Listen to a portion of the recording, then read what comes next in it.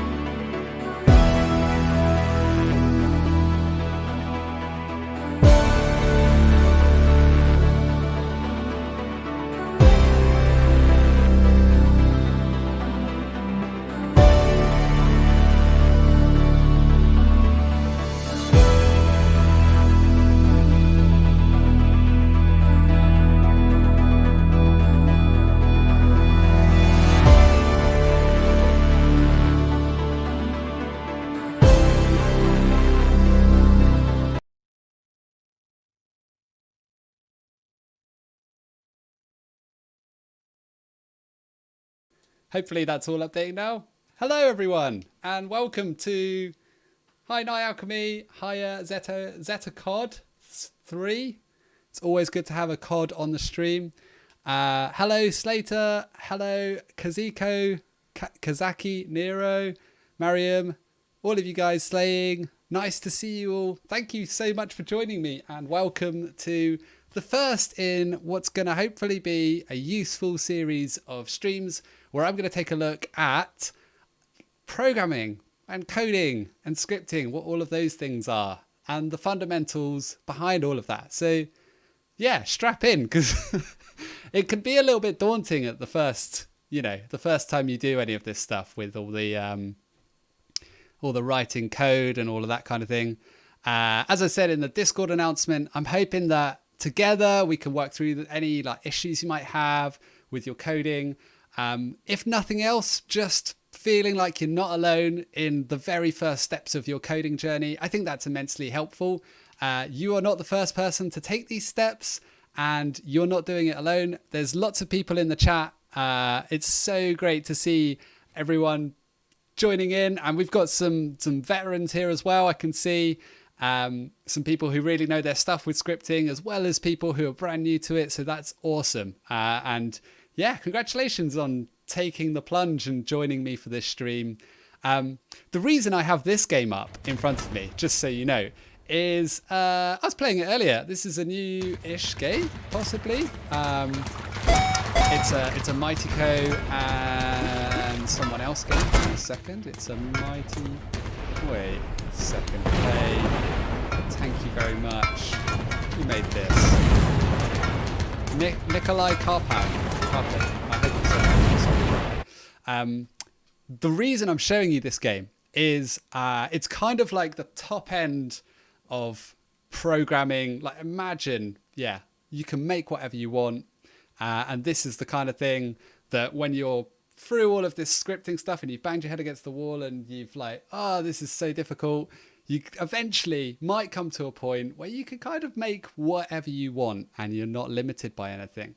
And that's kind of the big picture when it comes to scripting and coding is why do we do it? Why are we scripting? Why not just use packages and all that stuff? I have to say, the package system and packages are amazing, and you don't actually need to do scripting if you want to make awesome games. There is plenty of resources in Crayta to help you, and plenty of packages with awesome game mechanics and all that stuff already there.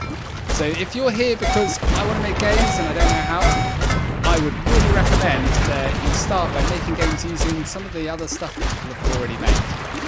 If you just want to make games, that's a great approach and it's totally valid. Never feel for anyone telling you that it's not valid to do that, because at some point you reach someone else's work, whether it's, you know, at the top level where you're using packages, or right down at the bottom where you're using someone else's renderer because you didn't write that renderer yourself. At some point, you're using someone else's work, you're standing on the shoulders of giants. And the reason I'm streaming to you right now is because people stand on each other's shoulders to reach impossible things. Oh, thank you. Game volume needs to come right down. I'm on it. Hang on a second. Let me get my volume sorted. Desktop audio. You can go down by half. And chat, if you can let me know that that's possibly better. How are we doing with the sound now? Is that better?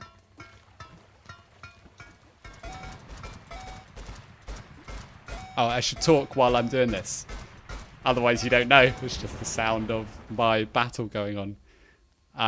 Better. Thank you, Dry Coast. Could it still come down more? Is that fine? Let me know and I can switcheroo. Let me get my notes up because we're gonna deep dive in a second into some notes. Right, yeah. So you can make amazing games in Crayta.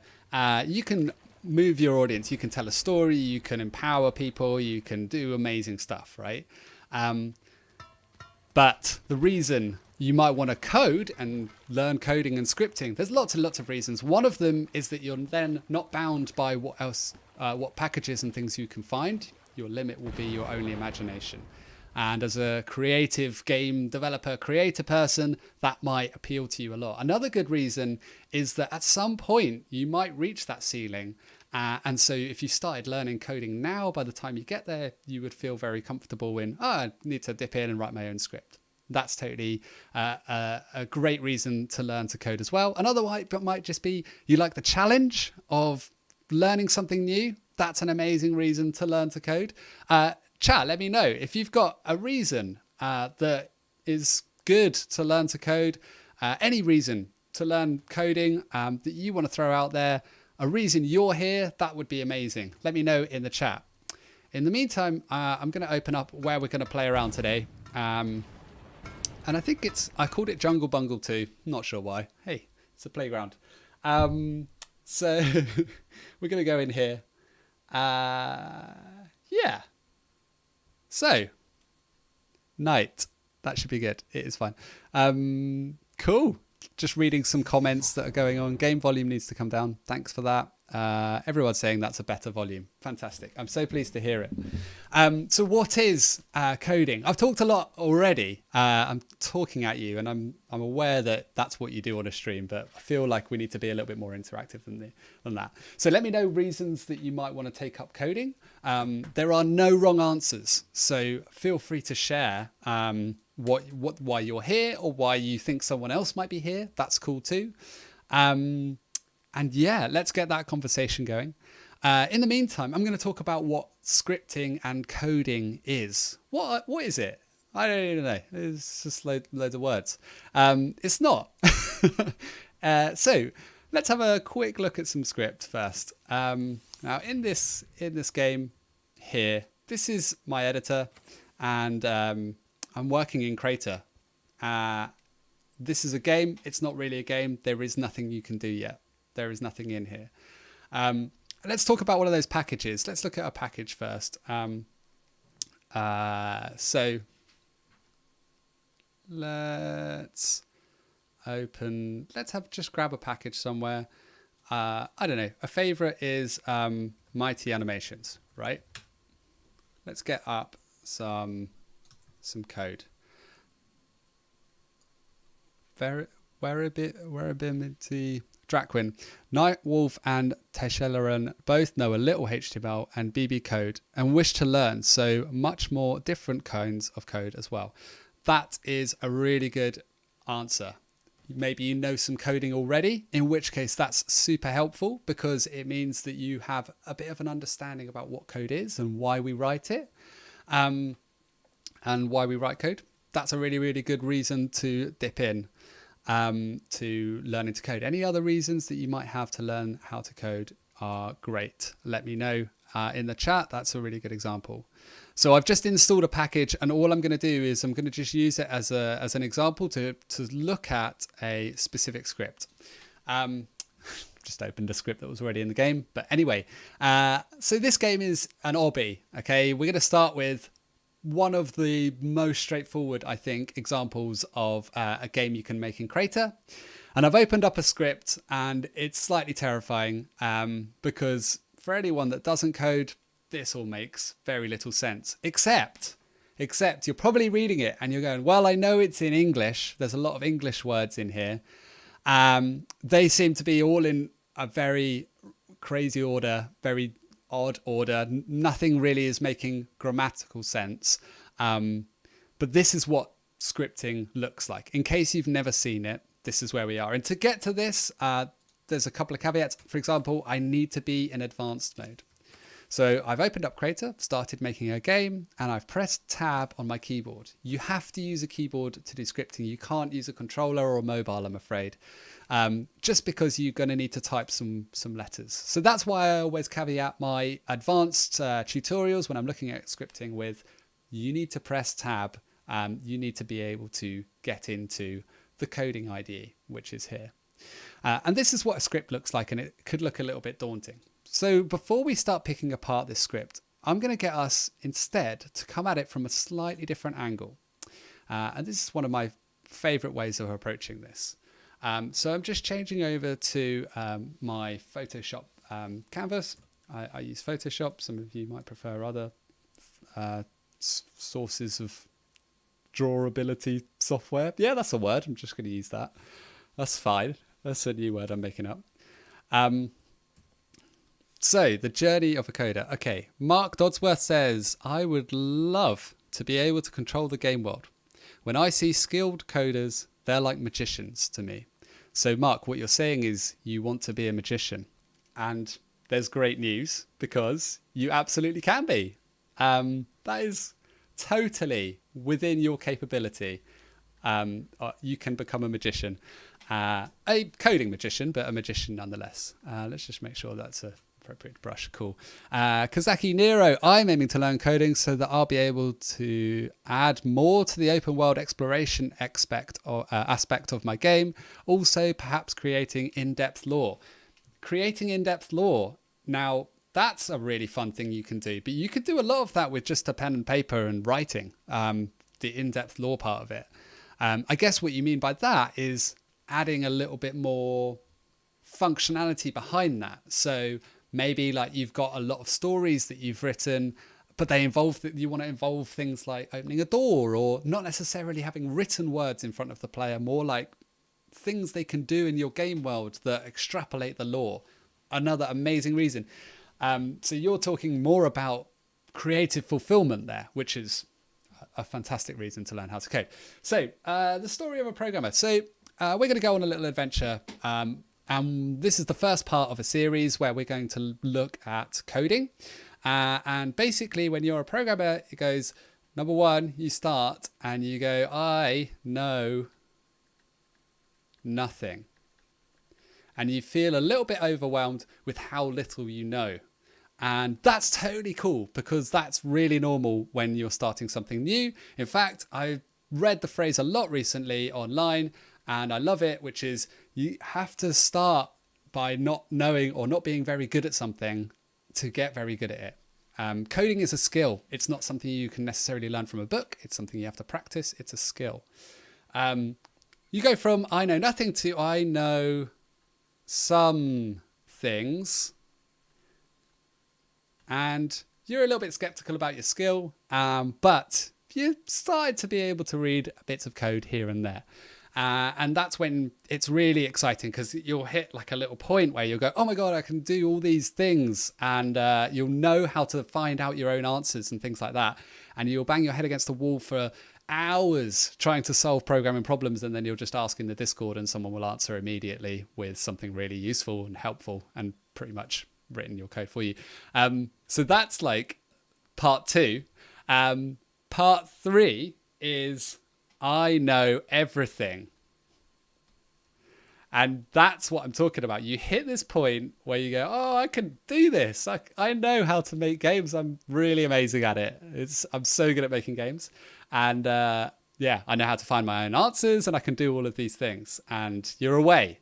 And then you'll hit something and it'll be something small you thought was small. Like maybe you're trying to, I don't know, make a forge and you want to make it really like, you know, open so that you can add more stuff to it later. And suddenly you start to realize, none of my scripts are like linking together, or it's very, very messy. I've made games in game jams and yeah, there's just code everywhere. I don't know what's talking to what and it's all really busy. And you realize that you're back and you're back at this point where you go, I know nothing. Because you kind of come full circle. You go, I could do this. I'm really good at this. And then you get to a point where you're like, actually, there's this whole other area of coding that I knew nothing about. And then I've got news for you. You're going to go through the same thing again. You're going to say, I know some things about that area of coding. I know everything about that. I'm going to hit another point where I don't know everything about that again. And it cycles. So it kind of repeats ad infinitum.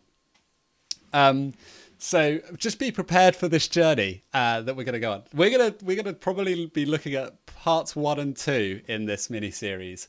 And I don't know about you guys, but I constantly find myself realizing how little I know and how little time we have to learn all the things. But that kind of nihilism has no place here. We're optimists. And yeah, we're off to a good start. Thanks, Odyssey. Odyssey is saying this is a good place to start, and this is a perfect explanation. I'm glad that someone agrees with where I'm at with it. What I also want to make clear at this point is that you choose when you give up. So if you, I worked with a maths teacher who was amazing, and one of the things he said was, either you say you can or you say you can't. Either way, you're right. Because if you say you can, you won't stop until you are able to. If you say you can't, you have already given up. So remember, when you're hitting your programming problems, say that you can. I can do this. I can do this. And I can ask on Discord for help. Discord.gg/Crayta if you're not sure where to go for that. Okay. Cool. So that's essentially all of the caveats. It wouldn't be an Andy stream without about 15 minutes of caveats at the start, would it? Let's be honest. Dry Coast is saying, I hit point 4, which was I know nothing every time I read someone else's code. Yeah, welcome to the club, Dry Coast. That is exactly what I think. And then I look at, some other code and I go, I can kind of read that. Oh, no, I can't. No, I just can't read that. Anyway, how do we solve problems? Okay, so this is what is scripting? Back to the topic at hand. Okay, what is scripting? So scripting is our way of giving the computer some instructions. Okay, so we looked at the instructions here. What we're doing as a programmer, as a scripter, as a coder, is essentially laying it out, giving the computer some instructions to follow so that we don't have to be on the other side of this game. Okay, so if someone's interacting with a door and we want the door to open, we've left some instructions in code for the game engine or the computer to know what to do in that situation. We're essentially teaching this game how to respond to the players. And it's really fun. Because you can have players sitting in your game and you've coded all of these traps for them.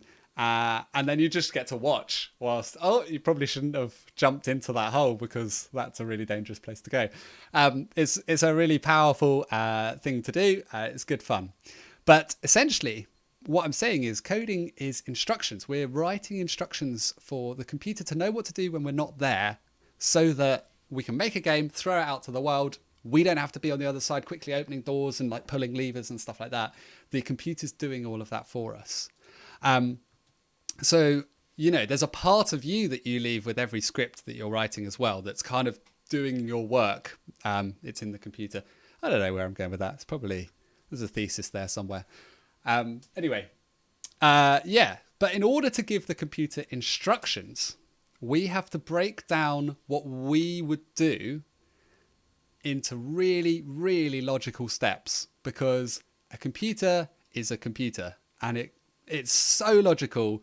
It's baffling to humans because we like to think we're logical, but actually compared to a computer, we're not quite as logical as a computer. There's some of us that are really close, but a computer will take everything very, very literally, and it'll go this, then this, then this. And so part of this coding thing isn't so much the writing code, it's the thinking like a computer. That's the kind of challenging thing. So what I tend to do as an exercise to start thinking like a computer a little bit more and thinking in this super logical way is I like to do it using flowcharts. I think a flowchart is a really good example of how to break down the instructions that you want to give someone. So let's say I want to instruct someone how to make a cup of tea. I would start at the beginning with start. And you could do this as well if you want to follow along with this. This is quite a handy activity if you are just beginning to learn any kind of coding, to get in the mindset of the computer, to think of a hot drink that you like to make. Could be tea, coffee, whatever you want. And just draw yourself a little flowchart that is exactly how you would make your cup of tea or coffee. So for example, start, a little arrow, get the cup. And that can go in a box because that's a process. Then we can do, okay, what do we do after we've got the cup? It would be get a tea bag. Tea bag. This is a cup of tea. I probably should label this diagram. This is a flow chart. And so what it is essentially we start at this point and we work our way down. And we should be able to hand these instructions to someone else and they should be able to make a perfectly adequate cup of tea or whatever you're doing. Cup of tea, in my situation, they should be able to take these instructions and go be able to make a cup of tea with them. For me, get a tea bag and then guess where you put the tea bag? Put tea bag in cup.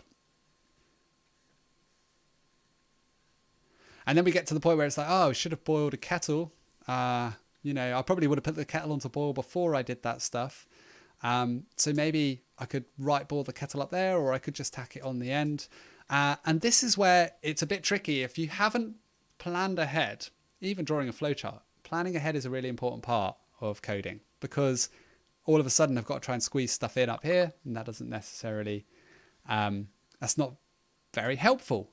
Let me just turn that off there. Yeah, that's not necessarily very helpful. So I don't know. I've just closed Crayta, haven't I? Yep. Okay. So back to this. Anyway, put tea bag in cup. We probably should have put the kettle on. Boil kettle. I'll write that one here. Like that. And pour boiling water. You see where I'm going with this. We're essentially writing a flowchart into cup. Like that. And then you would let it to stew for a while, and so on and so on. The point I'm making is, and I would, if this is your first time approaching coding or programming, I would follow through the whole thing. At some point, you might even find yourself getting to some days I like sugar and some days I don't. So when do we add the sugar? Well, and how do we approach that? So we can do a little arrow and we can say, sugar? ? Now this is where we've reached a decision. And we tend to put those in a rhombus like this, or a diamond if you want to call it that. And on the left, we say, nope. And on the right, we say, guess what we say? We say yes. And so we're diverging a little bit, but you start to see, okay, now it's not so straightforward. We have a decision and we're leaving instructions. Remember, we're writing these instructions, but there's going to be points where we don't necessarily know as the programmer, we don't know which way a game is going to go. We don't know if we're making a cup of tea, whether the person we're making it for wants sugar or not, unless we ask them, unless we have a way of defining that. So with a flowchart, we're breaking down what's going on step by step, and we're super logically thinking about these instructions. When it comes to actually writing these instructions, that's another thing that we're going to be taking a look at. But it's the thought process behind breaking down something that you want to happen in your game into logical steps that you can then transfer into whatever language. This flowchart and this kind of approach to breaking down a problem will work in any language, any coding language that you want to approach. Because this is part of what's called the planning phase, which happens before you write any code, right? Right, everyone?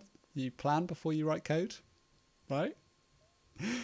I'm not alone there, where I probably have written my fair share of scripts without any planning, and then tried to figure out, especially game jams. Who plans in a game jam, honestly? Anyway, so we're writing instructions step by step for our computer to follow when we're not there, so that the computer and the game can pull the strings of the puppets behind the scenes when someone is playing our game. Hopefully that concept works.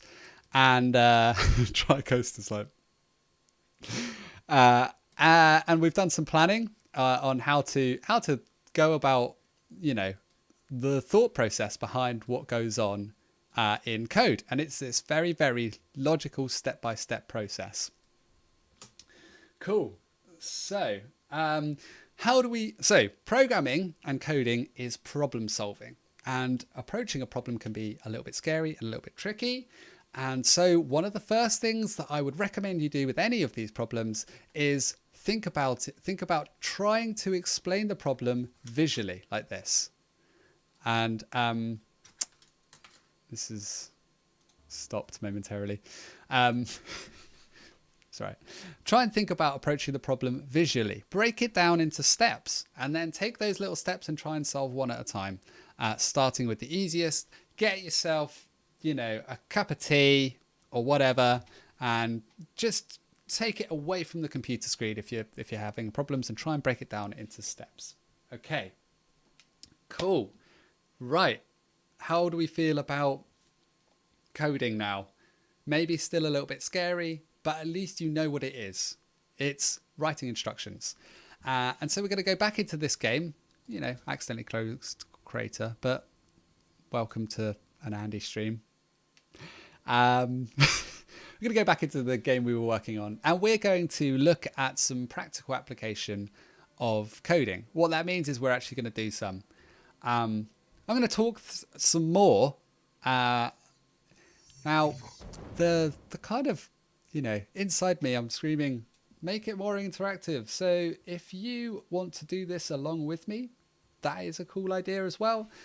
If you want to watch while I'm here live and then watch it back, then it stays on YouTube. So you could always go back and run through this at your own pace, and then you're able to pause it and catch up and all the rest of it.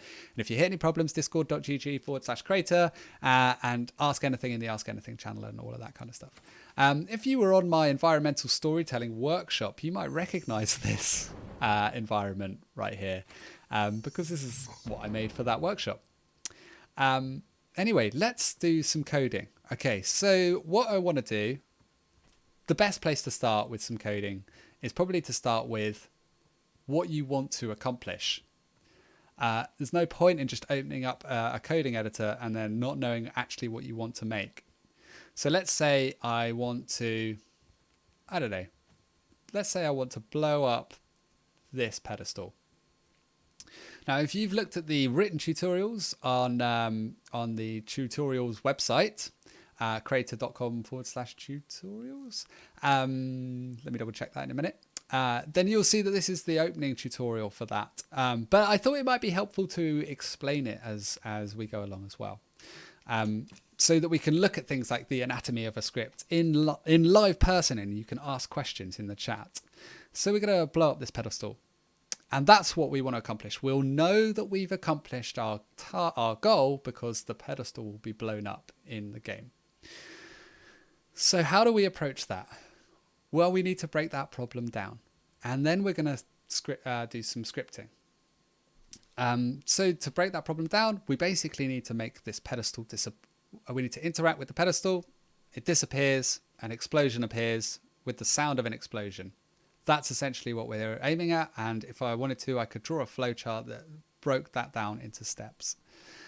So to start with, though, we're going to click on this pedestal and I'm going to add a script. Now I'm in advanced mode, remember, so I can just do that by clicking on the thing that I want to affect with my script. And that could be this pedestal, it could be this door, it could be the voxel mesh. If I wasn't sure where to put a script, so it was sort of managing game state stuff, like, so if it was sort of handling people as they signed into the lobby or, started the obstacle course and all that sort of stuff, then I could put it on maybe a locator somewhere. But for now, because this script is concerned with this pedestal, I am going to put this script on this pedestal. And if you're following along, I recommend that you just add something to your game world that you want to blow up. So I'm going to click on the pedestal, click Entity, Add Script. And if you haven't installed anything and you're starting from scratch, you won't have any script in here. If you've started from a blueprint, then you might have some. And this is going to be my Explode Me script. And so I've written a name for the script here, and then I click OK.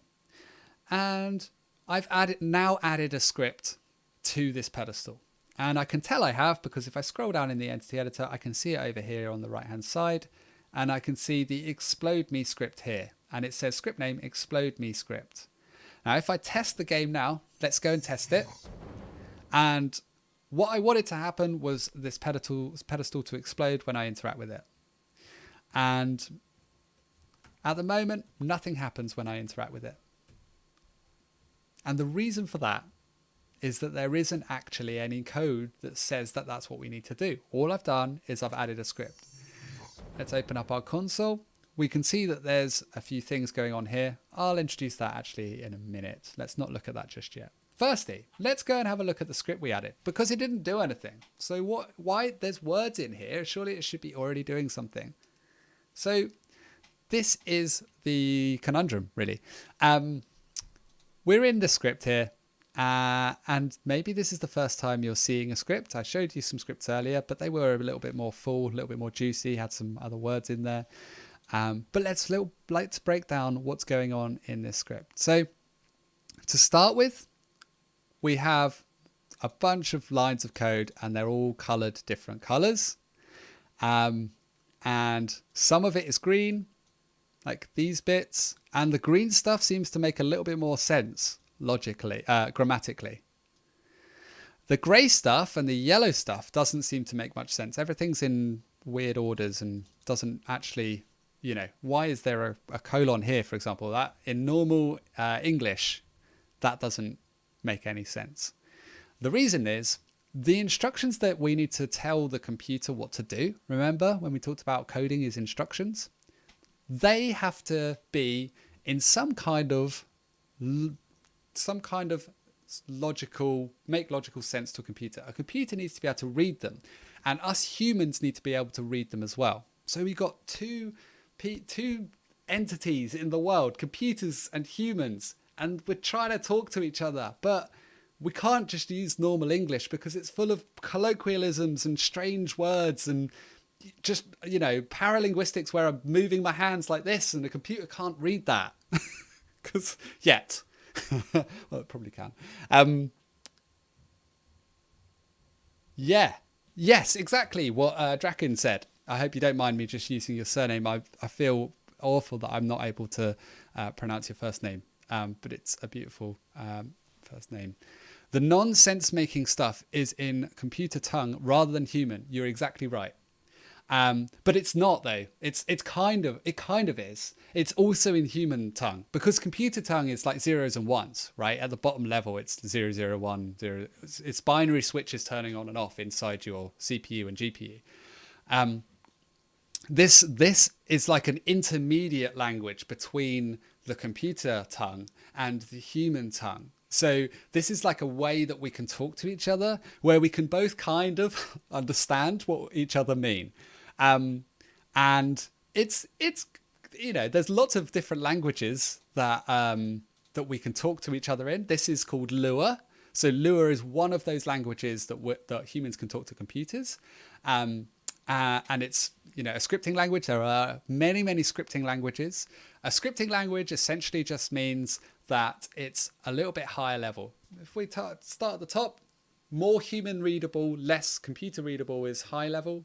And then if we go down our list at the bottom, down the bottom is more computer readable, less human readable.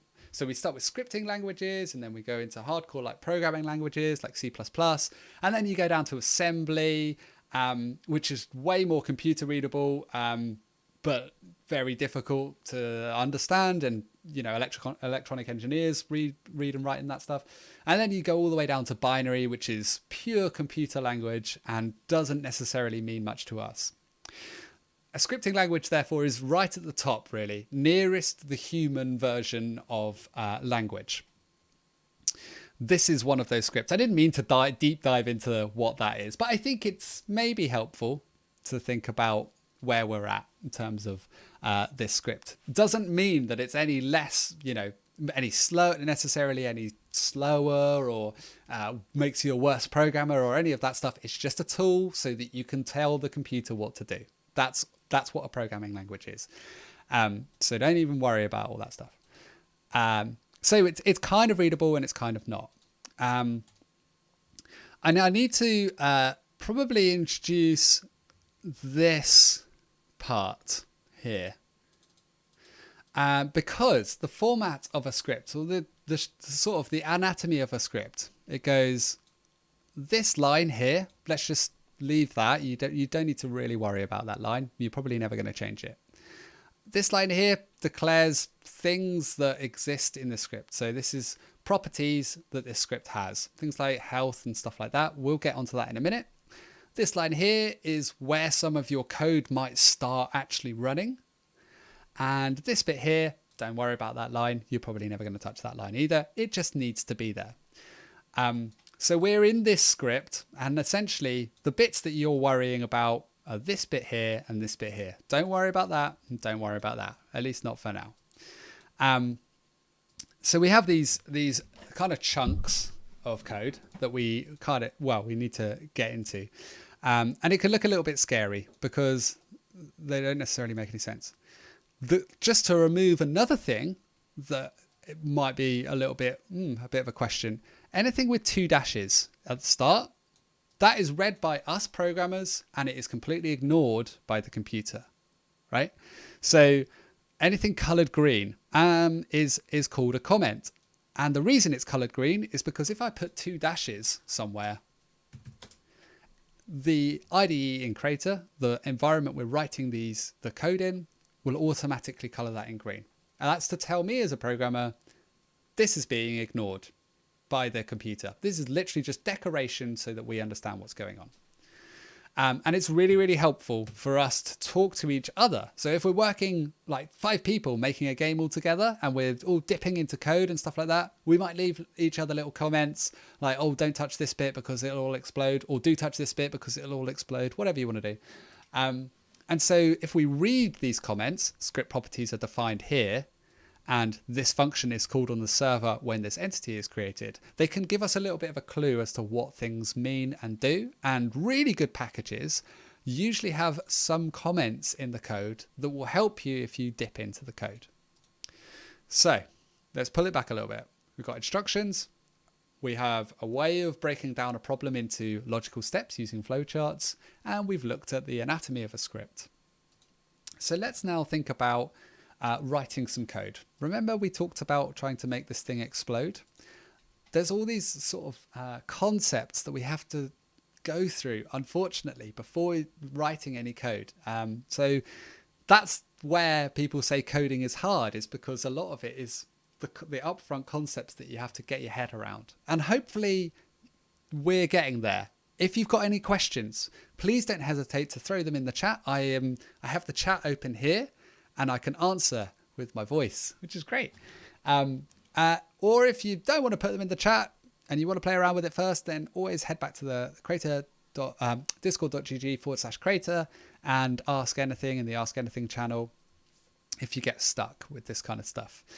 Lots of people here would absolutely love to help you out. Okay, so we've got these weird abstract concepts kind of ticking over in your brain, mulling over.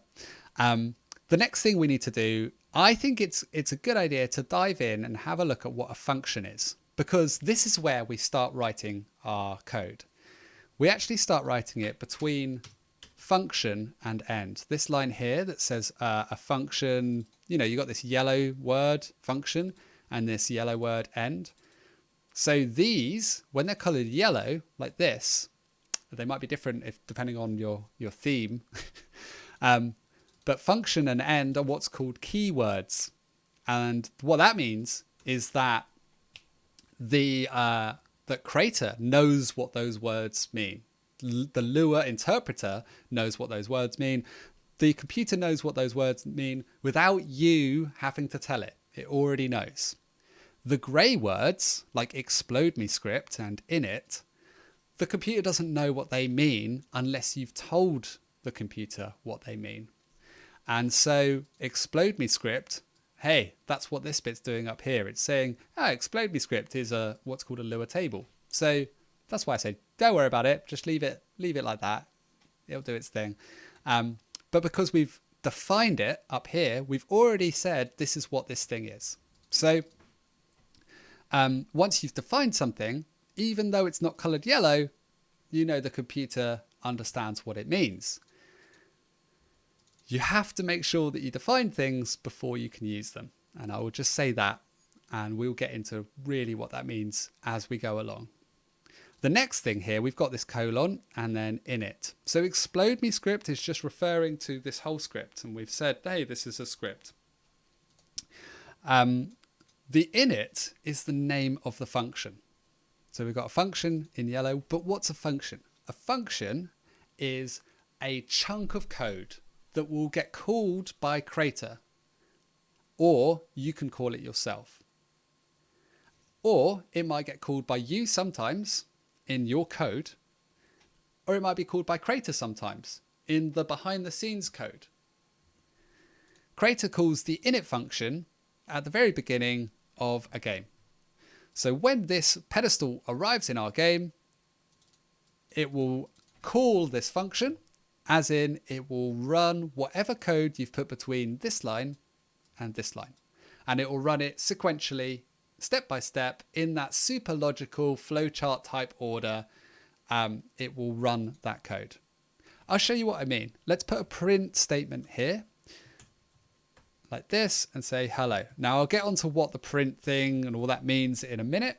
Actually, we need to talk about that, because what does that mean?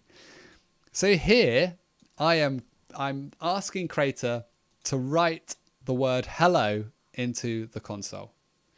Now, this is our super snazzy way of talking to ourselves, right? So as coders, we need to be able to talk to the code that we need to be able to, the code we wrote, we need that to be able to tell us things. And we get that stuff out of the code by using print statements when we're playing the game. I'll show you what I mean. So we have print, hello, and so when the game starts, this function gets called, which means the code inside of it will be executed. And the print statement here, we're just saying hello, and that should appear in this, which is our console. So all I've done here is I've gone into the game. I've pressed O on my keyboard, and that brings up what's called the console. And all that does is it lists out any of those print lines of code. Okay, that's just going to list them out here as they come up. When this print gets executed, you'll appear it here. And I'll show you what I mean. If I press F5 to test my game, so F5 to test the game, you can see we've got hello, which is the first thing that's called. So we've just spoken to ourselves from our code. from beyond the code. So the init function was called by Crayta, and it's told us hello. The classic, you might hear a lot of programmers talk about hello world. It's kind of, something all programmers do as a rite of passage is find a way to talk to yourself from your code. It's like the first thing that I programmed when I learned programming, and I'm sure it's the same for lots of other programmers. So yeah, we've got hello world, and so this function, this init function is called, and then it prints hello world into our console. And then it hits end, and that is that function complete. Okay. So that's a special function that is called by Crayta when the entity is created. And there's a lot of other special functions that Crayta will call automatically behind the scenes if you've written them in your code. And you can find those. Let's create a new window. You can find those by going to api.crayta.com. And in here are lots of different things, and you can find the entry points here. So all I did in the Crayta API docs, if you go down to script and you scroll down in script, you will find entry points. And these are all of the places that Crayta will call a function if it exists in your code. Look, there's init. Remember init? We were just using that. There's also this one, on tick. So let's plop that in our script. Function explode me script on tick. So I'm pretty much exactly duplicating this to make this.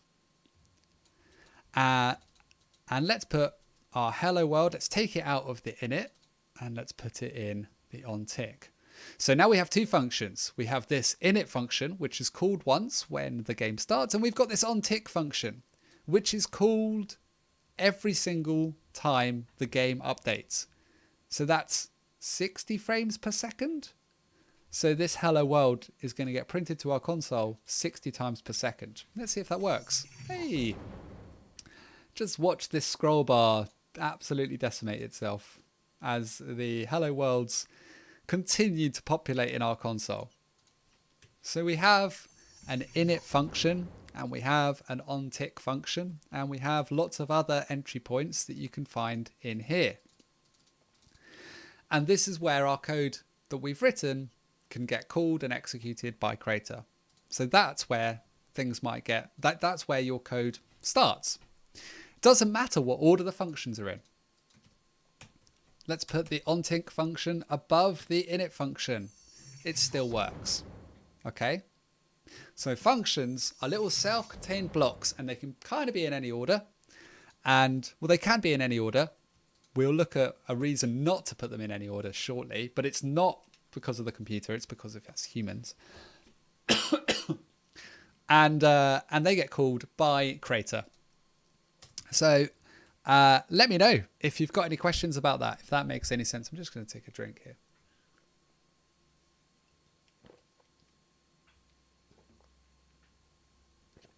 Okay.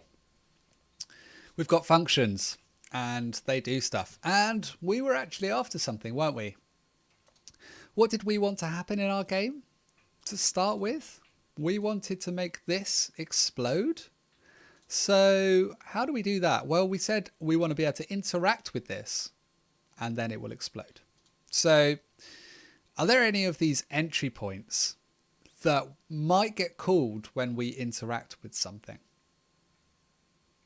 Can you see any? Here's one. Yay! There is one. On interact, and that is called when a player interacts with an entity on all scripts of the entity. So any script that's attached to any entity, if you interact with that entity, then on interact gets called. And interact in Crayta is where you press E on the keyboard, or if you're using a controller, I think it's X on the controller. Basically, you have to look at it and then press E. Mariam has asked, please go over how you add a script to an object. I would love to, Mariam. Okay, so what I've done is I have my game world and I'm busy adding objects to the game. And they could be meshes like this. Maybe I want to put an aircon unit over here. I don't know why. Jungles need aircon. They're hot. Anyway, I've put something here. So I've got an entity in my game world and I want to add a script to that entity. I want that entity to do something. And not sure what yet, but I want to add a script to it. So I place it in my game world and then I click on entity over here in this little entity menu. This section in the bottom right corner is called our entity editor, and it directly relates to whatever we have selected at the moment in the game. So if I've selected this aircon unit, this entity editor is only concerned with this aircon unit. If I select this tree behind the aircon unit, now my entity editor is only concerned with the tree. So we can see this in action because if I click on the aircon and uncheck visible, it makes the aircon unit invisible. And if I turn it back on, it makes it visible. And the same with this tree, invisible, visible. So when I've selected an entity and I can see in my entity editor over here that I have selected it, it's called aircon units 1. And here in my world tree, it's called aircon units 1. I want to add a script. I click entity, add script. So I click once on entity, I move my cursor down to add, move across to script, and then I can click on new script. At that point, Crayta will ask me to input the name for my script. And this is going to be my aircon script, to have some air conditioning in the jungle. And then I'm going to click OK, and nothing seems to have happened, right? Now, if I go over here to my entity editor, but scroll down to the bottom, underneath all of the mesh properties or the properties that I have here, underneath all of that stuff, I should now be able to see my aircon script that I've just added. And that sits under there like that. There's a little button there to link straight to the API documentation for that thing. And there's a button here to edit the script. And that will plop it open in our code editor like that. There's even a button here to create a unique duplicate. So to copy the script exactly as it is, but create a duplicate of it so that you're not affecting the same script. Hopefully that's helpful. Great question. Love questions like that. Cool. So, and what we were saying is coding and scripting is essentially writing instructions for the game to perform when you're not around. And we got to the point where we had broken down what a script is, and we had looked at adding, and we'd looked at functions. So we'd said a function is a little reusable, or it's a little chunk of code, and a function with the name in it is a special kind of function because that will get called automatically by Crayta when an object is created. Now I need to make my box explode. Yes, we are working on that. OnTick was another function that gets called automatically by Crayta, and that gets called every frame. So every time the frame updates in the game, which is around 60 times per second. The next function we were going to look at is this onInteract function, because that's what we need for our let's make this thing explode example. So let's go back to here. OnInteract, and it says it's called when a player interacts with an entity on all scripts of the entity. So let's use that to our advantage. Let's rename init. Let's get rid of the onTick function. We don't need that right now. We are thinking, let's make this, I don't want the aircon to explode. That's got to stay there. Pedestal, that's it. Let's make this pedestal explode. Right, so I need to, instead of init, which is called once at the beginning, onInteract, which is called once when a player interacts with the entity that this script is attached to. So this script is currently attached to this thing. So when the player interacts with this thing, this chunk of code gets executed. And let's see that in action. Print, hello, I am executing. Cool. Save that. So once I've written any code, I need to make sure I save it. Otherwise, it won't necessarily run. It won't work because it needs to be saved in order to for the computer to be able to read it. So you save it before you run your game. I should have said that. Cool. So let's walk up to the pedestal. I interact with it by pressing E on the keyboard whilst having my crosshair over the entity. And if I press O, I can bring up my console. And every time I press E, it is executing that function, and it's running any code that exists within the line that says function, explode me script, colon, on interact, that line, and the line at the bottom that says end. Any code between there is being run. Okay, cool. So we know that this print line is working, and we are doing that. So the next thing we need to do is make it appear like this thing is exploding. And that can happen in a few logical steps. Step one, actually, it might be worth you like if you're watching this back and you're running along with this and you're listening to every word I say and all that stuff. Yeah, and you're not bored. Then I would pause it right now and think about all of the steps that you might need to take in order for this thing to explode. Okay, we have to. Mariam's just asked, it did not work. That is totally what we expected to happen. We have just added a script to a game object. The script currently doesn't do anything. It's our jobs as coders to make it do something. So we are going to write some functionality in our onInteract that makes this thing look like it's exploded. It's all smoke and mirrors. Okay, so behind the scenes we have to do some stuff that makes this look like it's exploded, right? So firstly, and if I was you, I would, if you're watching this back, pause it now and do the thought exercise. What needs to happen to make this thing look like it's exploded? Oh, it did not print anything. Oh, okay. Mariam's asking, it did not print anything. Okay, so what you're experiencing right now is a bug and in your coding, and I'm really sorry that you've experienced the bug, and it's pretty frustrating when you have bugs. But bugs are a part of programming, sadly. And all it means is the behavior that the computer decided to exhibit wasn't what you expected. It's not doing what you thought it was going to do. So you need to essentially have a look at your code.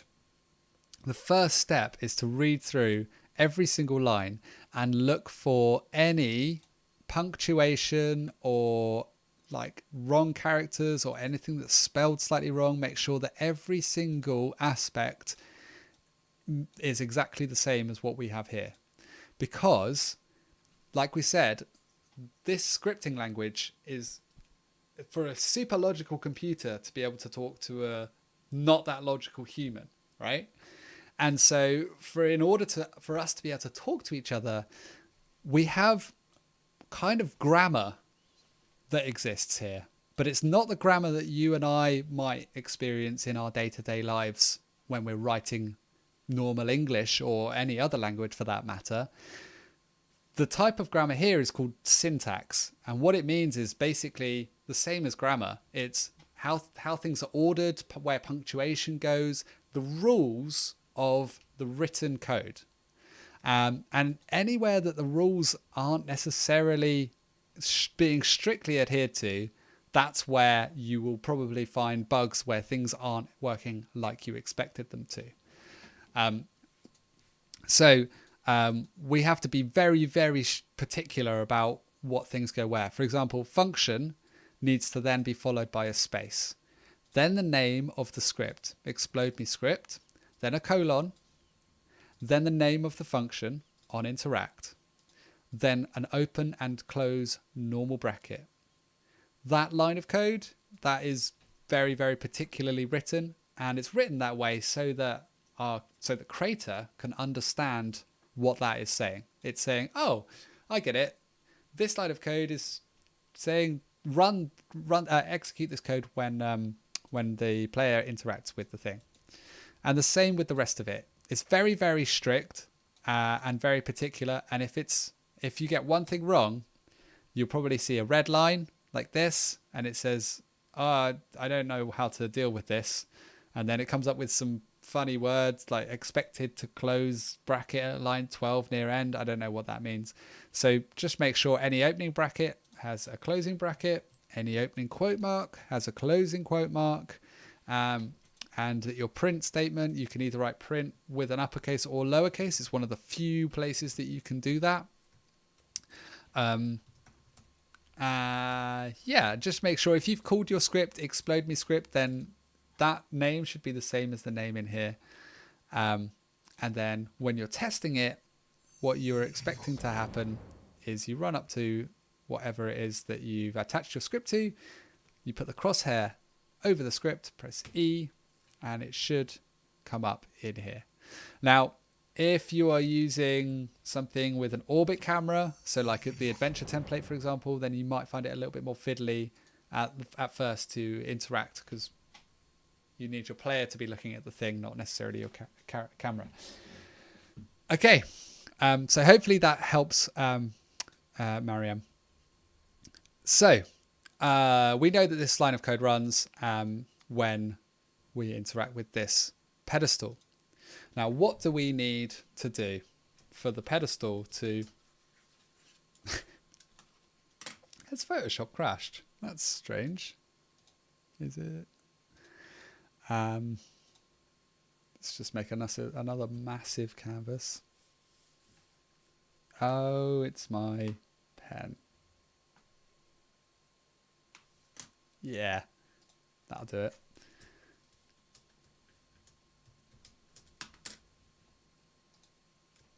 Cool. So let's now think about this problem of making something explode. Making something explode. How many exclamation marks? Just one? Okay. So on interact gets called, right? That's our entry point. That's where we start writing our code, and that's what will happen in the game. The player will interact with the thing. Let's draw an arrow because we're going to go in this direction. What's the first thing that you might need to do once the player's pressed on interact to make something look like it's exploded? The first thing we need to do is make it invisible. That's an E. Like this. Okay. Step 1. Make it invisible. Step 2. Let's show an explosion effect. And I will just draw a little explosion. Something like that. Let's put that in a box. What else do we need to do? Play an explosion sound. And we'll put bang. It's important to decorate your flowchart. I mean, it's not important, but I like to do it. So, very simple flowchart. When the player interacts with the thing, firstly, make the thing invisible. Secondly, show an explosion effect. And finally, play an explosion sound. Brilliant, Dry Coast. Thank you. Thank you so much. Dry Coast has said something else. Dry Coast has said turn collision off. So we'll put that in. Let's actually. Let's just cut that. We'll put that a bit further down.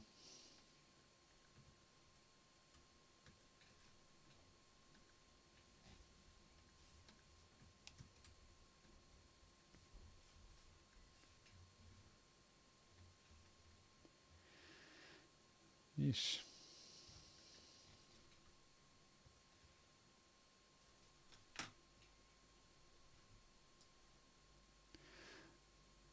Cool. Yeah. Well done, Dry Coast. Turn collision off. Now you may think that turning something invisible automatically turns the collision off. And this is where I'll talk about it in a minute, but essentially, when you think that something is going to behave the way you thought it was going to behave and then it doesn't, you start to have to hit a bit of a wall and try and figure out where it's going quite wrong. And that's what we say when we say programming is problem solving. And 99% of your time as a programmer is probably not writing code. It's figuring out why the code you've written isn't quite working as you thought it would. But when you solve that problem, it is sheer elation. The longer that you spent trying to solve that problem, and then the more more excited you are when you find the solution, unless it's a spelling mistake, in which case you're like, I wish I had read my code when I first found the problem. Thank you, Dry Coast, for bringing that up. But we will look at that in a minute. So let's just flick back and forth between this script and the Photoshop document here, the flowchart. So the first thing we're going to do is make it invisible. So, hello, I'm executing. Odyssey says 99% of programming time is Google searches. Yeah, but how many of those Google searches would you have saved if you read have you ever done that thing where you're like, racking your brains and trying to find the answer, and then you realize it's a slight spelling mistake, or you're not even calling the function? It's classic. Anyway, programming humor. Mariam has said it still didn't work and it's not printing anything. If you like Mariam, it might be worth posting some of your code, or asking about some of your code on the Discord. If you are stuck, it might be worth going to Ask Anything. Obviously, I can't read your code right now while I'm streaming. So I would love to be able to solve the problem, though. That's the thing. I really want to know why it's not working. So all I can suggest is that you read through your code thoroughly. Make sure that it's attached to the pedestal, and then maybe if you want to put your code up, that's fine. We can look at it in a minute. What I was going to say was on interact, make it invisible. Self. So the way we're going to make something invisible, we are now in the territory of references and referring to things. How do I take my function, and how do I, from this function, refer to whatever this is and make it invisible? So we know that this function runs. So the first thing we need to do is, I'm going to explain that Lua has a specific syntax. So that is the rules that govern how this script is laid out. And it's also a bunch of the keywords like these that it has already prepared. So one of the keywords is function. One of the keywords is end. The only reason I know these keywords is because I've been introduced to them by someone else, and I've read a load of stuff online, like Odyssey says, like Google searches and reading the documentation. The only reason I know these keywords is because of that, and also because of like working in Lua and Crayta for 3 years. So don't feel disheartened that you don't know these immediately, or that you can't even remember them. Just know that with practice, you will get to know these keywords like the back of your hand, and you'll feel really comfortable with them. The first keyword I'm going to use is self. And this is essentially referring to this script. So we have self. And what we're trying to do is we're trying to make the thing that this script is attached to invisible. So we start by saying, all right, so we know where we are. We're in self. I want to get whatever this script is attached to. And in fact, we can look at the documentation on how to do that as well. Yeah, Drycoast is really kindly offering to help you out, Mariam, with your code. Thank you, Drycoast. And I will be along after the stream to take a look if you're still struggling, and we'll get to the bottom of it. Don't worry. We're in this script and we're trying to make something invisible. And the first thing we need to do is find the thing that we want to make invisible. And it's the entity that this script is attached to. Now, to get the entity that this script is attached to, we can do this line of code here. Look, this is what we're after, get entity. So returns the entity that this script is attached to. So that is the thing that we want to do. And it's even got a little example. So script component colon get entity. So it's really similar to what we already have been doing with our functions. Self, which is our script component, colon get entity. Open brackets, close brackets. So this is now referring to the thing that this script is attached to. And if I want to, I could even print that out. I can go like this. I can go print and then put that between the brackets, press save, test that. And so now when I walk up to this pedestal and interact with it, we can see it comes up with user data, which is a bit weird, but that is this. That's just saying this is a reference to the entity. Obviously, we can't print out a 3D mesh with all of the properties attached to it and all of that stuff. So it's just a reference to that 3D, to that mesh. So we've got, we're getting hold of whatever this script is attached to here. In fact, we could even print out the script itself if we wanted to. And this is what I mean when I'm saying you can talk to yourself through your coding. Notice this time it's a table, not a user data. It's a table, and again, it's an address in memory of where that table is being stored at the moment. We'll get onto that eventually. Okay, so print self get entity. That is a thing we can do. We can find out what thing we're attached to.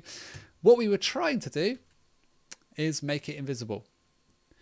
So we got hold of the entity. Now let's go back to our documentation. Right, I want to make something invisible, and it's an entity. So navigate to the entity in the API docs.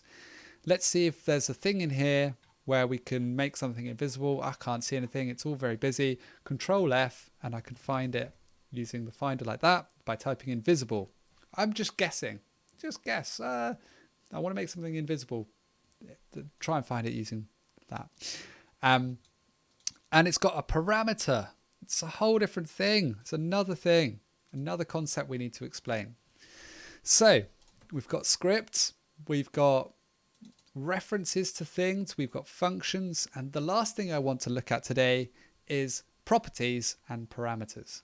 So essentially, where we have a script, like this one here, they have functions, which is things it can do, and they have properties, which are things it has. So a function is like this. We're going to make it so that when it interacts, it explodes. And a property would be basically any of these properties you see up here, as well as any more you might want to add yourself. Things that describe the object, right? So visible or not visible would be something you could describe about this pedestal. You could say, hey, the pedestal was visible, or you could say the pedestal was not visible. And then for you could also say the pedestal was collidable. I walked into the pedestal and I banged my knee. You could also turn off collision and say I passed straight through the pedestal. It was like a ghostly apparition. I could see it, but I couldn't walk into it. I couldn't even put my drink on it or anything like that. So functions are things that it can do, and properties are things that it has that describe it. Visible would be one of them. So, and we can change the value of these properties with our code. And that's essentially what we're doing with programming.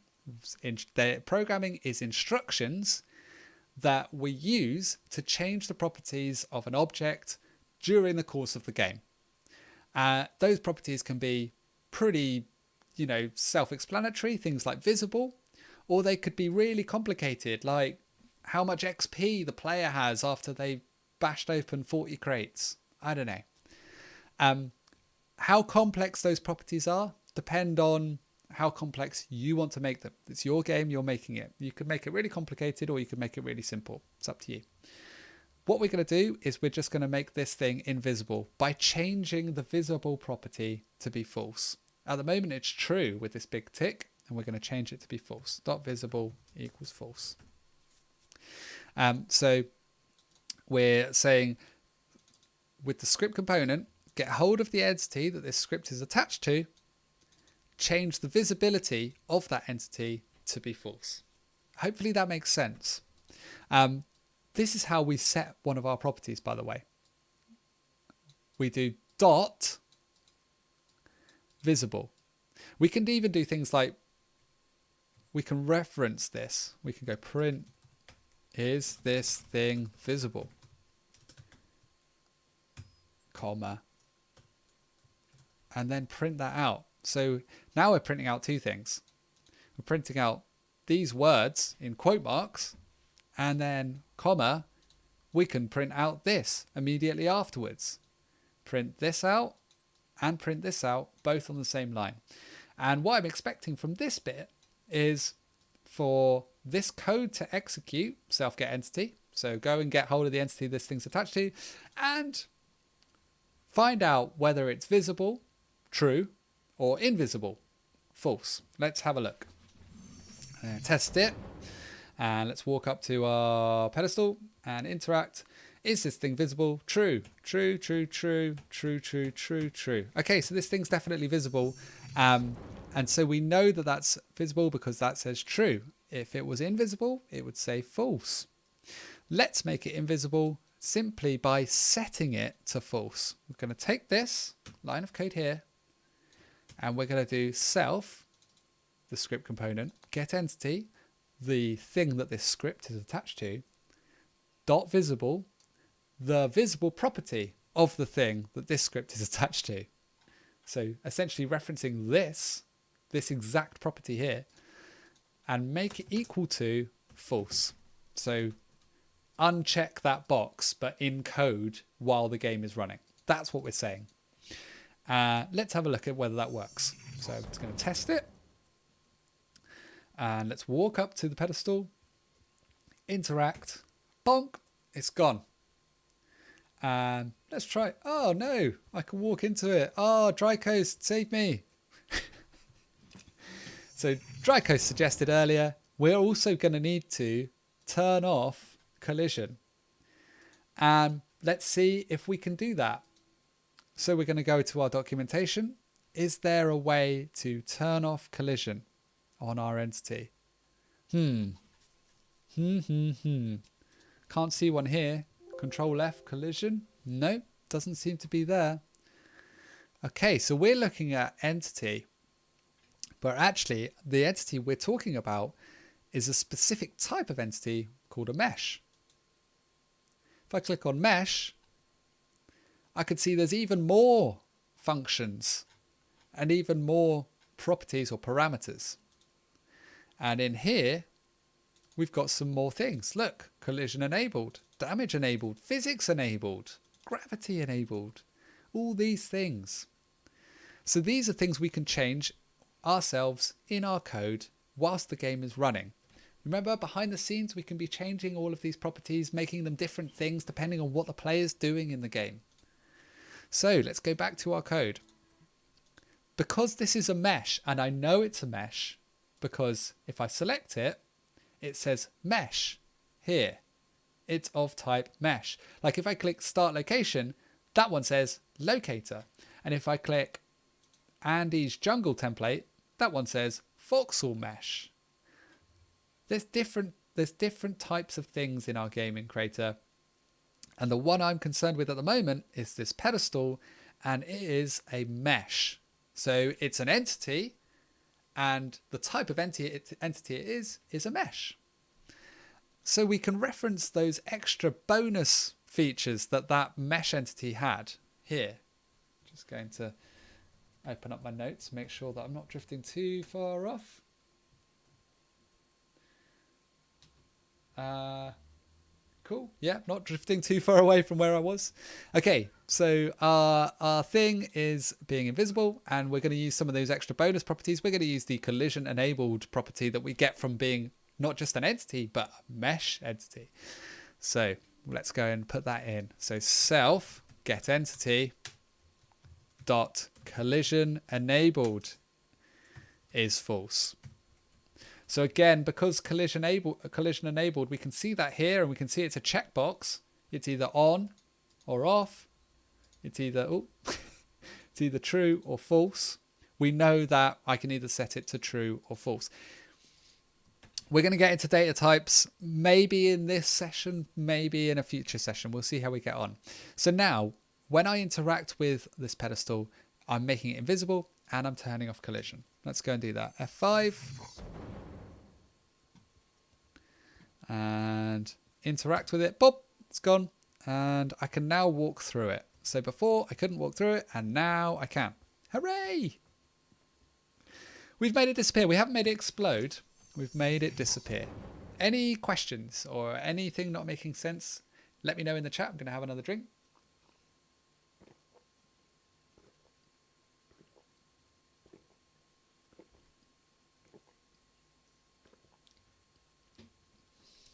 Okay. How are we doing? How are we doing this? We're doing all right. We've got our on interact part, and we've made it invisible, and we've turned collision off. And we are getting through our flowchart bit by bit. We've got on interact. Notice how similar that is to that. And this is why we're doing it top down. Start at the entry point, break it down into little chunks.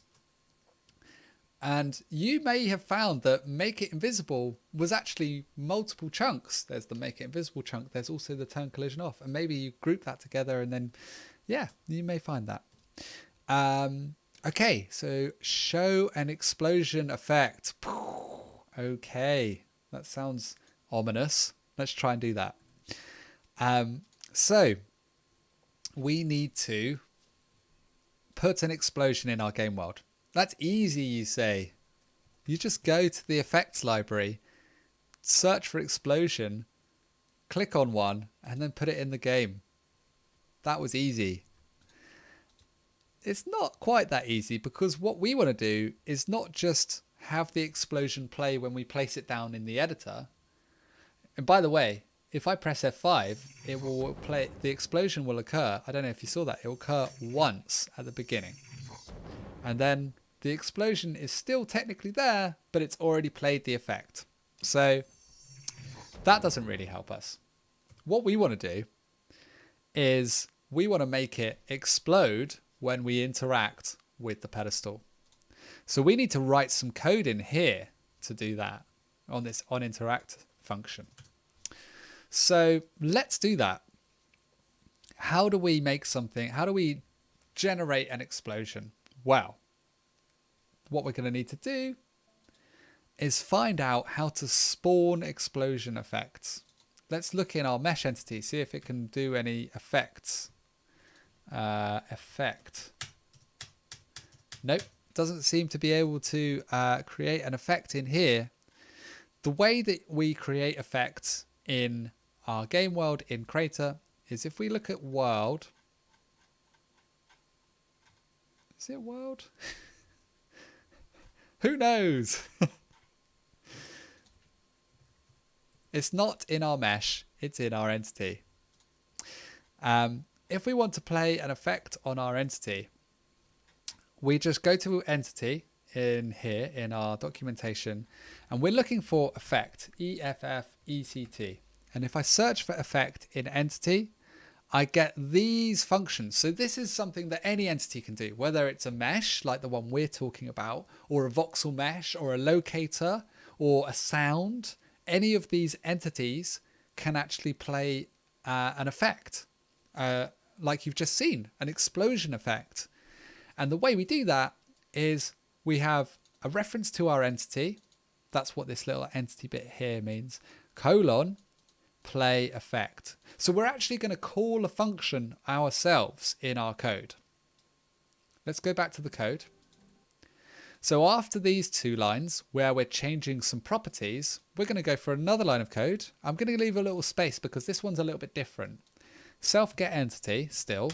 So the same as the other ones. We're getting hold of the object or the entity that this script is attached to. Then instead of dot and some property like we had before, we're actually going to use colon play effect.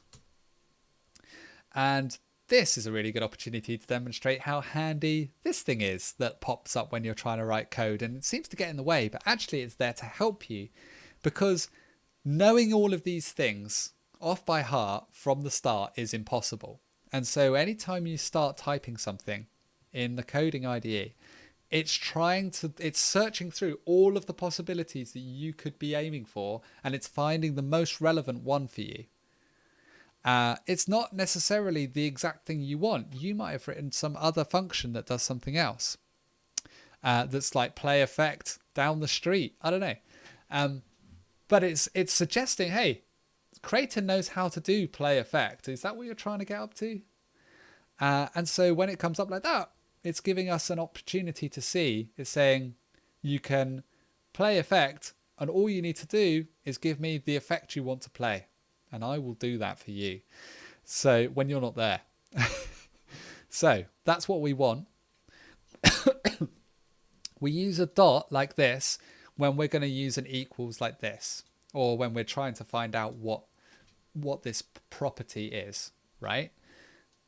Remember, this is a property. This is something that describes this entity. We use a colon when we're asking the entity to perform some kind of functionality. We're using a colon to say, hey, perform this task that you already know how to do. So that's when we use a dot and when we use a colon. And that's what I mean when I'm saying it's very, very particular about what dots and what colons and semicolons and equals is and brackets. It's very particular about what goes where. So bear that in mind when you're writing your code. So we're going to play an effect, and the effect needs to go behind in here. And I want it to be an explosion. So I might do something like this. That technically won't work, unfortunately, sadly. The Crayta doesn't yet know what you mean by explosion in the context of this script. So in this script, everything we've used so far, we've already defined, right? So we defined this thing up here. This stuff is already defined by Crayta. I've just used the word explosion here, and that doesn't actually make any sense in Crayta, just on its own like that. What we need is we need to give some indication to Crayta what this thing is. We need to tell it what it is. We need to define it before we can use it. Remember at the start we said we have to define things before we can use them. So we actually have to define a property. And fortunately, there's this example property up here that's already showing us how we might go about doing that. In fact, if I delete the comments, these 2 dashes, which mean comment, remember? If I delete them, it's no longer green, and it's actually the correct syntax all ready to go for us to be able to declare a property. Now, the name of this property this example property that was already there for us is health, but that's not what we need. We need an explosion.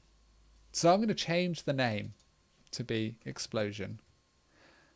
Now, explosion could refer to a sound, it could refer to an effect, it could refer to something that's exploding. So let's be more specific. Explosion effect, all one word. I'm going to call this explosion effect, all one word.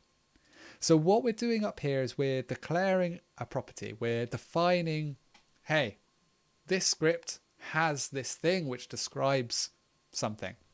Okay. The type of thing it is an effect asset. Remember when we looked at this API here, we had to find out what effect. We had to look at this and we go, it says it can play an effect, and then it's got this between the brackets, effect asset effect. It needs to know what effect we want to play in order to play it. And just writing explosion between the brackets doesn't actually help. It needs an explosion effect. It needs to know what explosion effect we want to play. That's where this comes in. So that's what type of thing we need. We need an effect asset. And for now, I'm just going to get rid of these two things. We don't actually need those. So we've got the name of our property and the type of property it is. Now, these two things are the bare minimum things you need to define any kind of property up here. It needs to know a name and it needs to know what type of thing it is. Interestingly, if I go to my pedestal and look at the script,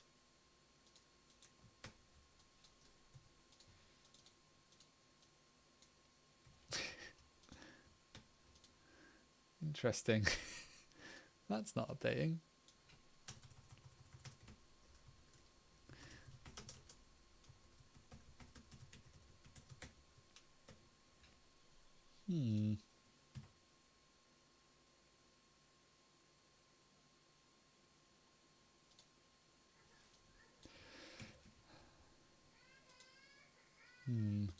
Effect asset is not supported. Some reason? Am I spelling it wrong? Hey, time to debug my code. Explosion effect. Let's just try going in and coming back out. Oh, the error's gone. That's weird. Let me just have a look in here. See if I can... If I remove that and then re-add it. Oops. Yeah, I know, right?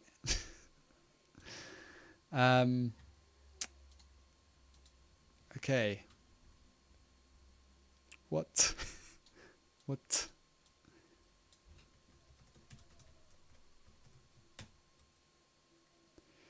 It doesn't like that. It doesn't like that.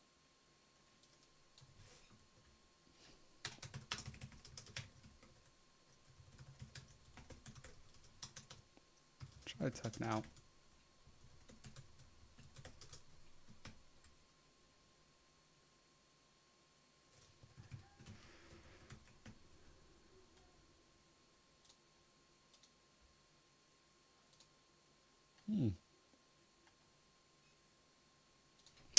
Okay. If I just put asset in there, that works. But I think that's going to have problems here. Oh, I know why. It needs to be all lowercase. That's what I mean when I'm saying it's really, really particular. Thanks, everyone, for bearing with me for a second there. Yeah, so whilst the documentation might have effect asset camel humped, it actually needs to be all lowercase when we're declaring a property like this. Okay, so that works. Whew! Yeah, I've created this property, name explosion effect, type is effect asset.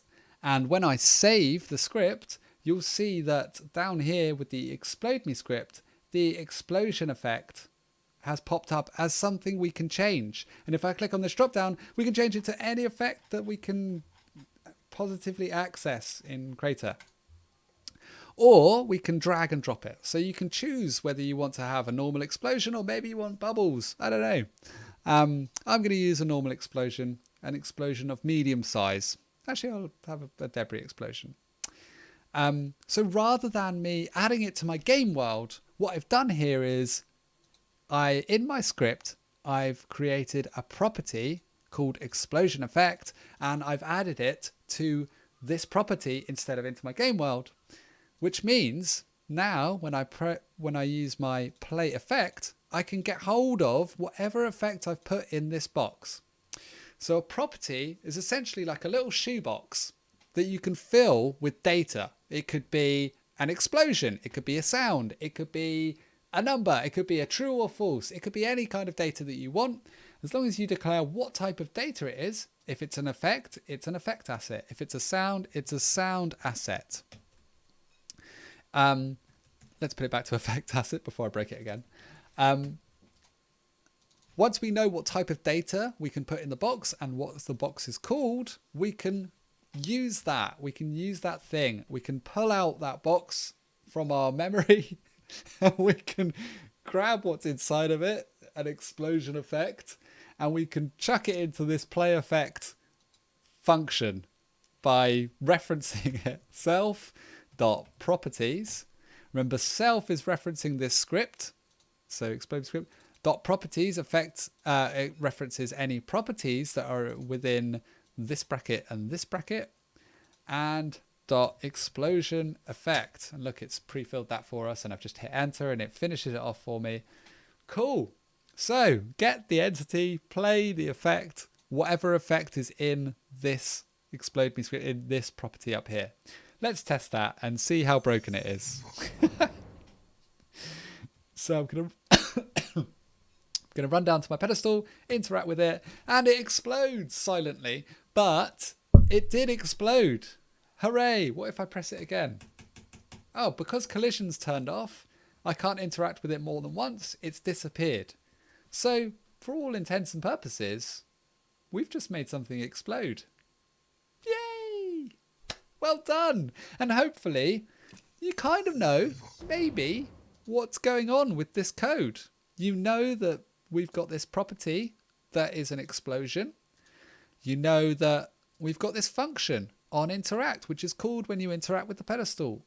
You know that we've made the pedestal invisible, and we've made it so that you can walk through it, because remember, they're not linked. Visible and invisible, collisionable, collidable and non-collidable, they're not linked. So, and you also know that you can play effects by doing self_getEntityPlayEffect and then passing in an effect of some kind in between those two brackets. We've got open bracket here, close bracket here, and we're passing in some kind of effect. Let's keep going, because a silent explosion isn't really an explosion. Let's add a sound. Now, you might want to race ahead, and by all means, go ahead and see if you can figure out how to add a sound, how to play a sound. I'm going to code quietly and slowly. See if you can code ahead of me. So here we go.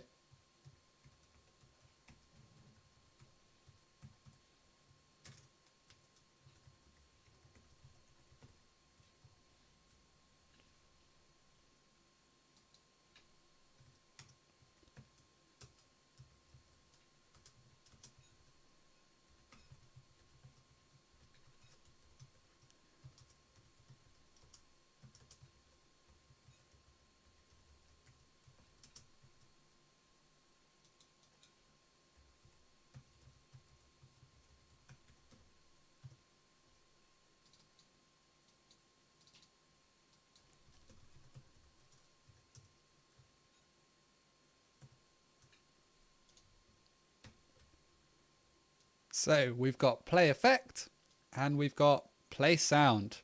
And I did very, very similar between the way that we play effect, where we have a reference to the effect asset that we want, and the way that we play the sound, where we have a reference to the sound asset that we want. When I save this and scroll down again and find this explode me script, I can see that I have a new property down here, explosion sound. And I can go and get that sound. Let's have a look. Explosion. I've now clicked on the sounds tab in the library. Let's look for explosion in there. There's quite a few.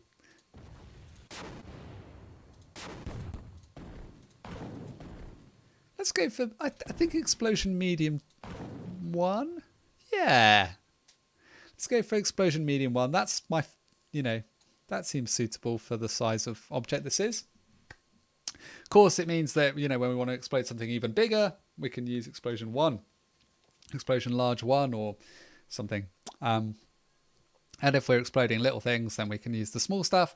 I think this is a medium-sized object, so I'm going to use explosion medium. Okay, let's test whether that works. We've basically got this line is very, very similar to this line, except instead of play effect, it's play sound. And we're passing in the sound property rather than the effect property. So hopefully you should be feeling a little bit more comfortable with this. If you're not, that's totally cool. That's okay. Feel free to shoot me some questions. I can see Mariam's got no effect, which we're going to have a look at in a second. If I walk up to the pedestal, let's just see if that works. So now we have a sound of explosion and the actual explosion effect itself. So, Mariam, without looking at your code, it's quite tricky to debug. But if you put it again in the Discord, then I will take a look after this stream. Hopefully, once again, I would recommend, if possible, to just very carefully read through your code, see if it matches exactly what I've got going on here. Now, the beauty of this kind of script, this very, very generic explosion script that we have here, is I can actually use it on anything. So let's put it on this entity, add script. Let's find that explode me script, plop it there. And let's add our explosion sound because we've got that open at the moment. And then let's go and add our explosion effect because we can do that. Explosion medium.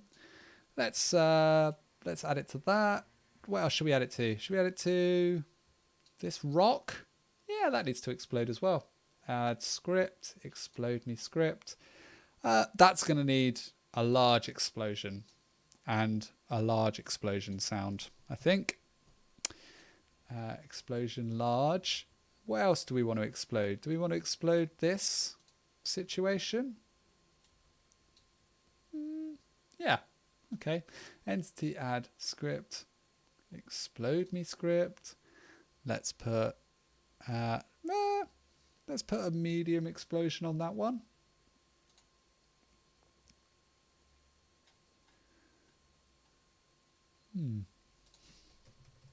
Oh, fire explosion medium. Okay, so I've added some more explosions. Oh, the aircon unit, that absolutely needs to explode now.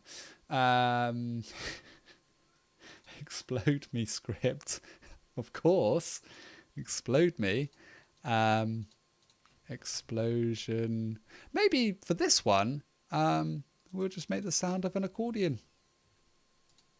Don't really... Yeah.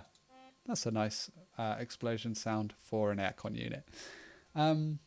Maybe we won't use a fire explosion. Maybe we'll use a electric spark explode.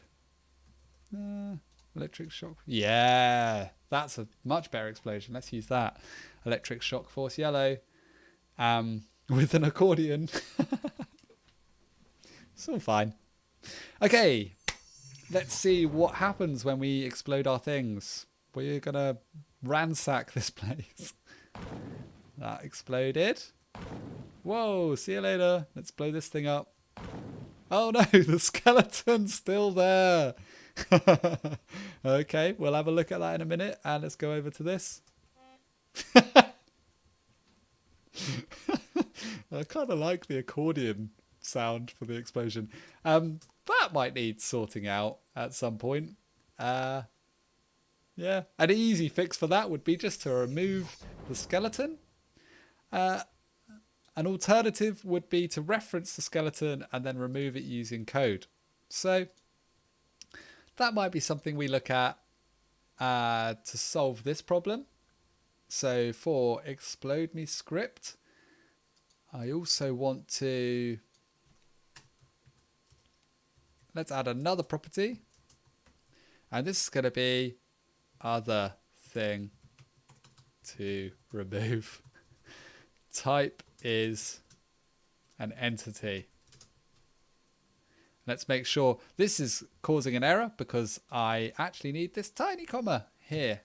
Between each of these properties, we need a comma because this is like a list. And just like a normal list, you put commas between things in a list. So other thing to remove, and let's, for this particular thing, let's remove the skeleton as well. Let's just in here, self.properties dot other thing to remove. So we're basically doing the same thing we did here, except instead of self get entity, we're using our properties to reference something else in our game world. Other thing to remove dot visible equals false.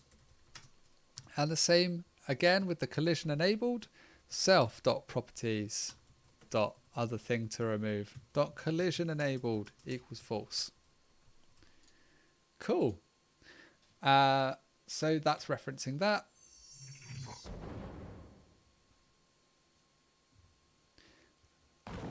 Yay, that worked. But now, oh no.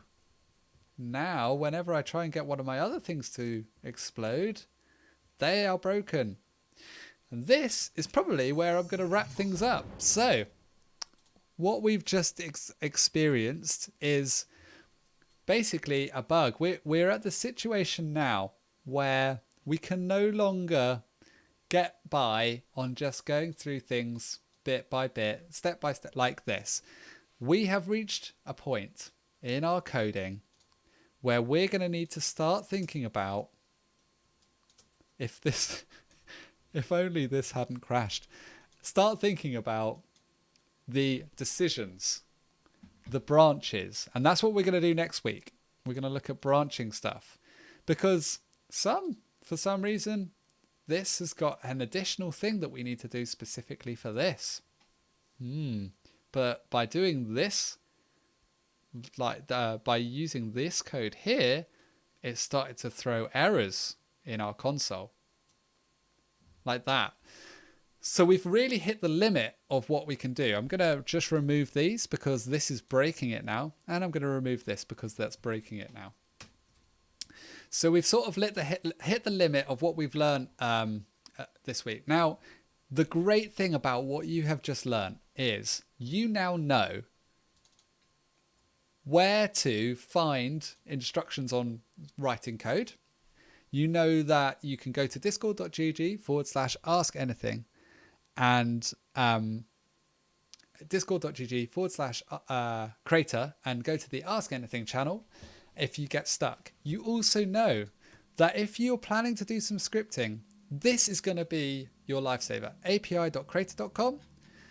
I should also suggest you go to create learn tutorials, developer.crayta.com/Crayta-tutorials.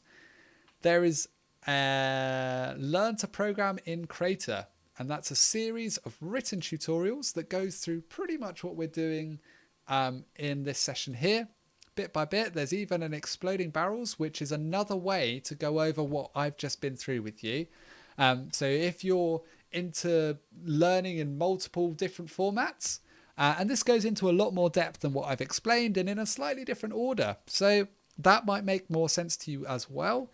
It also has code examples that you can literally copy and paste into your work like this.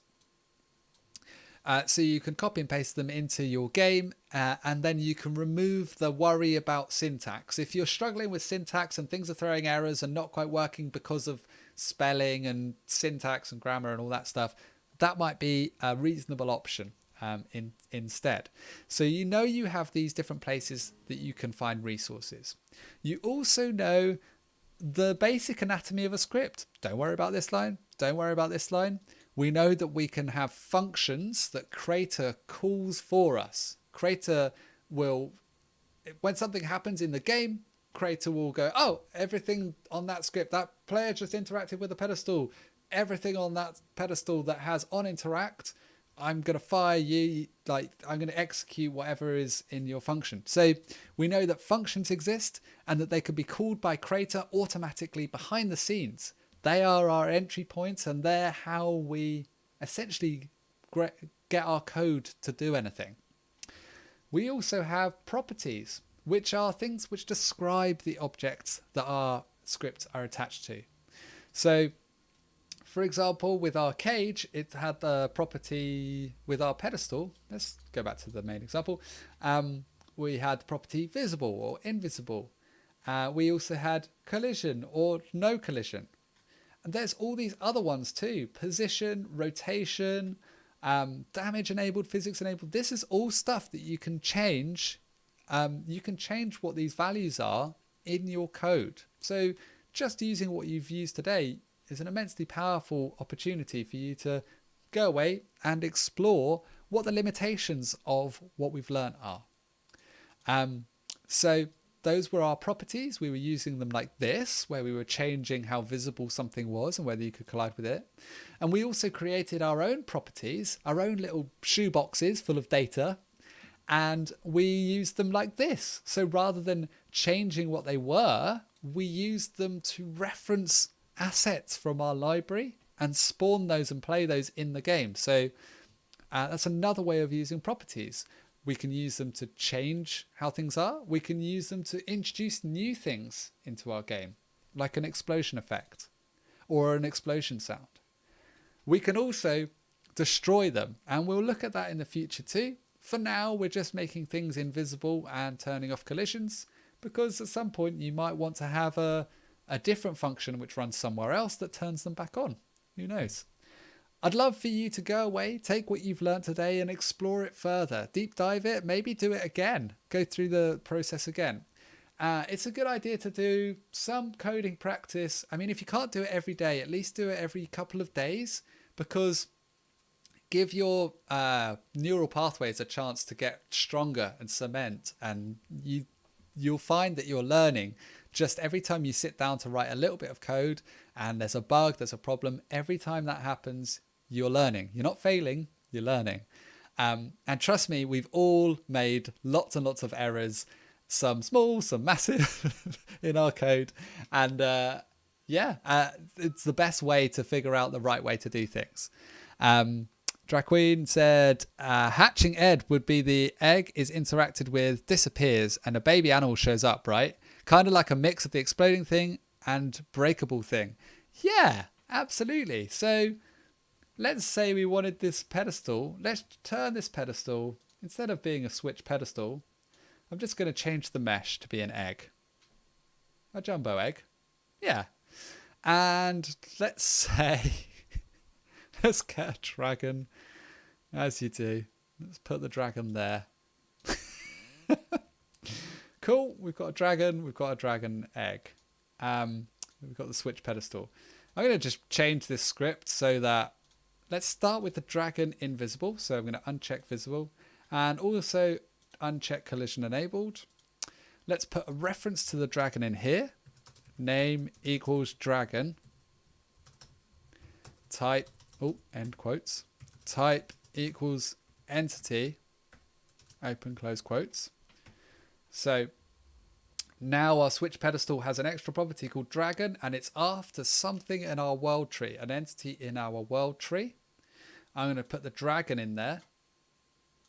And here, where after we have our explosion stuff, self.properties.dragon.visible is true.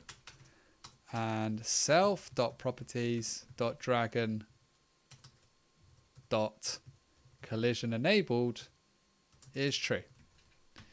So, are you ready?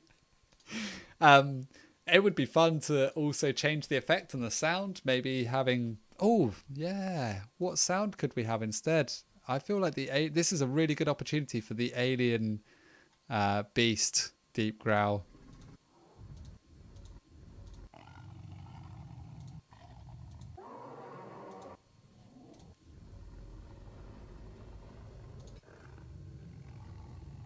Yeah, that will do.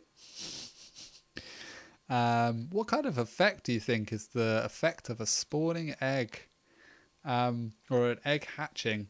I feel like it needs to be quite immediate. And maybe it's a magic spell fire?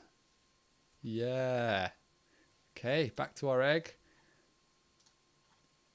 Magic spell fire. Okay. Off we go. So let's walk up to our egg. And now when I interact with it, whoa, should not have interacted with that egg. That's a weird sentence. Anyway. Cool. Kazaki Nero, goodbye. Thank you so much for joining. That's actually the end of the stream. So hopefully this has been useful, interesting, dynamic. I don't know. I've explained a lot of concepts, so hopefully you've stuck with that and it hasn't been too dry. Like I said, if you get the opportunity, make sure that you go back in and do some more scripting practice. Regularly practicing will really help. Having problems and finding solutions is a part of programming, and it's the most fun part. I hope you've enjoyed yourself today. Let me know if you have any feedback. Please don't hesitate to shout about it in our Discord. Yeah, and I really look forward to seeing some of your coding and a whole range of new coding skills appear in Crayta. Sweet. I'm glad I got the dragon right. Cool. Thanks, Night Alchemy. Great stream. Thank you. Night Alchemy said, great stream. Going to watch again until it sinks in. Enjoy a nice evening, everyone. Thank you very much. Yeah, I mean, these concepts you will really get your head around the more you program as well. So don't worry if it hasn't, if you've just sat there like, whoa, this is too much. That's okay. Hopefully it hasn't been like that. But if it is like that, that's totally fine. You will get there just a bit at a time. Maybe go back and do just a small chunk of what we've talked about today. Remember to draw your flowchart as well. Cool. That's it. Thank you very much, everyone. Have a lovely evening. And if you want to, I'm running a workshop on Thursday, which is about level design. So you're welcome to join that. Head over to our Discord and the sign up form is in the announcement. Tomorrow is Russ and he's going to be doing some play along. So a little bit different from normal. He's going to be on at 8 p.m. and he's going to be playing some games rather than doing his usual game dev stream. So make sure to tune in and join us for that and have a lovely week and I'll see you next week.